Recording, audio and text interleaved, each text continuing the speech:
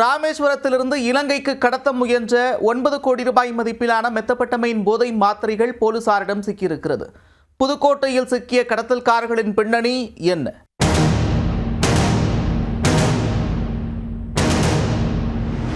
புதுக்கோட்டை மாவட்ட காவல்துறைக்கு வந்த ரகசிய தகவலின் அடிப்படையில் புதுக்கோட்டை டிவிஎஸ் கார்னர் அருகே டிஎஸ்பி பிருந்தா தலைமையிலான காவல்துறையினர் வாகன தணிக்கையில் ஈடுபட்டனர்.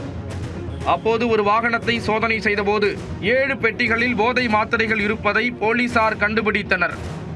மொத்தம் 9 கோடி ரூபாய் மதிப்பிலான போதை மாத்திரைகள் இருந்தது தெரிய வந்தது. அதைத் தொடர்ந்து மாத்திரையை கடத்தி வந்த ராமேஸ்வரம் பகுதியைச் சேர்ந்த ஆம்ஸ்டாங், அமல்ராஜ், பிரதாப், சந்தியா ஆகிய 4 பேரை போலீசார் கைது செய்தனர். அவர்களிடம் நடத்திய விசாரணையில் மாத்திரைகளை ராமேஸ்வரத்திற்கு கொண்டு சென்று படகு மூலம் இலங்கைக்கு கடத்த முயன்றது தெரிய வந்தது. இந்த மாத்திரைகளை எங்கே தயாரித்தார்கள், இதற்கு பின்னணியில் யார் யாரெல்லாம் இருக்கிறார்கள் என்பதை கண்டறிய 2 தனிப்படைகள் அமைக்கப்பட்டுள்ளன. தொடர் விசாரணையில் மாத்திரை கேப்சியூலில் மெத்தபெட்டமைன் என்ற உயர் ரக போதைப் பொருள் இருப்பது தெரிய வந்துள்ளது.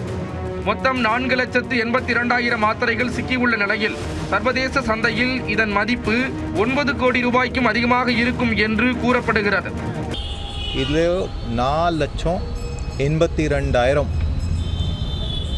போதை பொருட்கள் சம்பந்தமாக டேப்லெட் சீஸ் பண்ணியிருக்காங்க.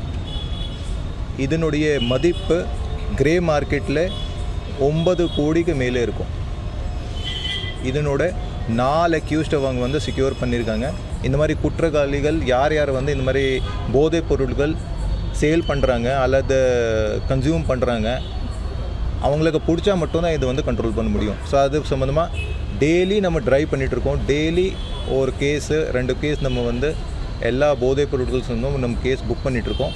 தொடர்ந்து இந்த war against drugs in the spirit of drug free Tamil Nadu நம்ம கண்டக்ட் பண்ணுறோம். கேஸ் வந்து இன்வெஸ்டிகேஷனில் இருக்குது. கஸ்டடி எடுத்துகிட்டு நம்ம இன்னும் விசாரிக்கணும்.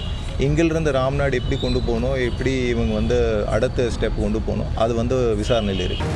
மாத்திரைக்குள் மெத்தபெட்டமைன் அடைத்து விற்பனை செய்யப்படுவதையும் அதை கண்டறிந்து நடவடிக்கை எடுக்கும் போலீசாரையும் அதிகாரிகள் பாராட்டி உள்ளனர்.